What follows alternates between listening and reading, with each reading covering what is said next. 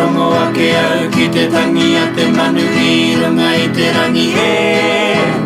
E karanga ana mai no hea tō mana e te iwi Maori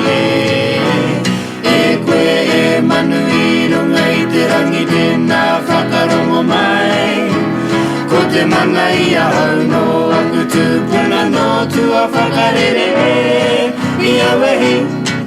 I auaha, auaha he hi hohu Hei runga, hei raro, Auahi ana ka rawe taku nei mahi Ko papa kei raro